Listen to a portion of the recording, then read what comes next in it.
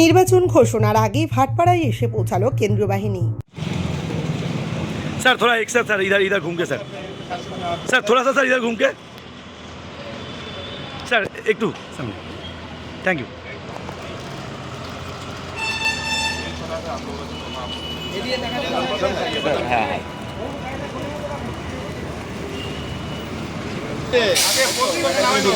বঙ্গে এবার হাইভোল্টেজ নির্বাচন, ক্ষমতা ধরে রাখতে ময়দানে নেমে পড়েছে শাসক দল তৃণমূল কংগ্রেস।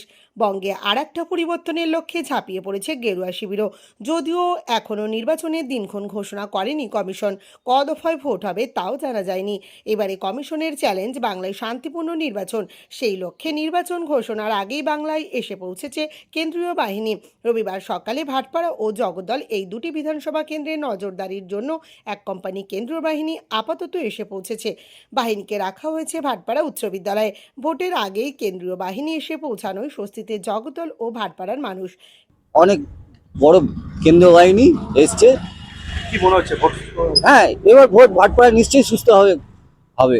মানে কেন্দ্র বাহিনী আসলে কি ভোট ভালো হয়? না, কেন্দ্রীয় বাহিনী ভোট হলে ভালো হয় না।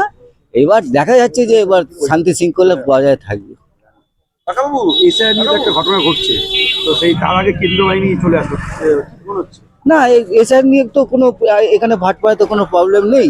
দেখা যাক, এখনো পর্যন্ত শান্তিপূর্ণ আছে। কেন্দ্র বাহিনীর উপর আস্থা আছে? হ্যাঁ, নিশ্চয়ই আস্থা আছে।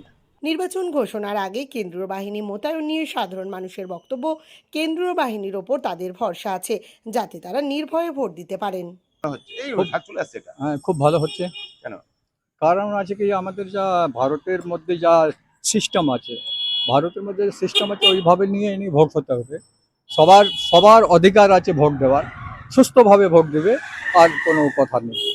সেন্ট্রাল ফোর্সে কতটা মানে সুনিশ্চিত নিরাপত্তা? নিশ্চিত ভালোই ভালো হবে, কি লোকগুলো কি দিবে, ভালো করে ভোট দেবে, আর কোনো ব্যাপার নেই।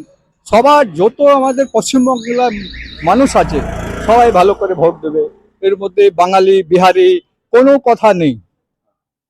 সেন্ট্রাল ফোর্সের উপর ভরসা আছে? নিশ্চয় ভরসা আছে, আপনারও ভরসা আছে।